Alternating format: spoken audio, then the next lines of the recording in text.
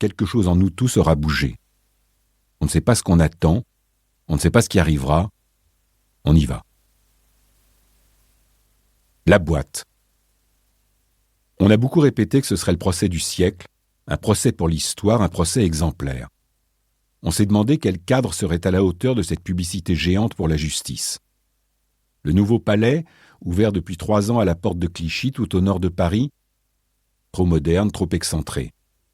Un gymnase, pas assez solennel. Une salle de spectacle, de mauvais goût après le Bataclan.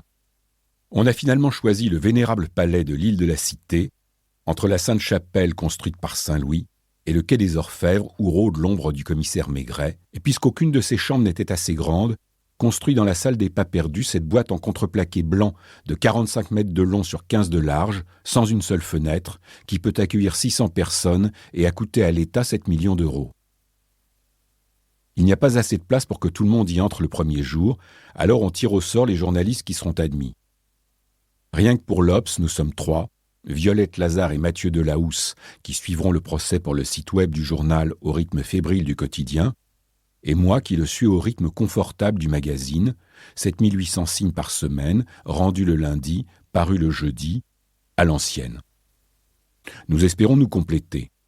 Violette et Mathieu sont des pointures de la presse judiciaire, ils disent la presse jus, corporation soudée et chaleureuse, riche en fortes personnalités que j'ai un peu côtoyées déjà et que je suis content de retrouver. Ça me rassure d'être avec eux et ils accueillent en bons camarades le novice qu'on leur met dans les pattes. Une place pour l'Obs sort du chapeau. Ils me la donnent en cadeau de bienvenue. Je me retrouve serré entre l'envoyé spécial du New York Times et celui de Radio Classique. Radio Classique envoie quelqu'un, c'est dingue, mais Violette et Mathieu m'ont prévenu, bientôt ça se calmera. Les équipes de télé qui trépignent à l'entrée de la salle, puisqu'il est interdit de filmer à l'intérieur, remballeront leur matériel. L'envoyé spécial de Radio Classique retournera à ses symphonies. Il ne restera plus que les vrais, les spécialistes du crime et du terrorisme, ils disent le terreau.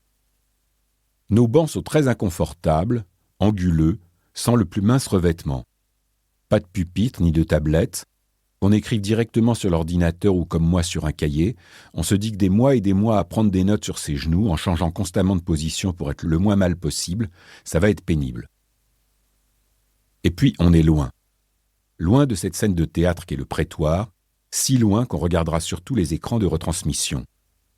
C'est un peu, à vrai dire, comme si on suivait le procès à la télévision. 12h25, frémissement général. Sous une lourde escorte de gendarmes, les accusés entrent dans le box. On voit plus le reflet de la vitre que derrière ce reflet.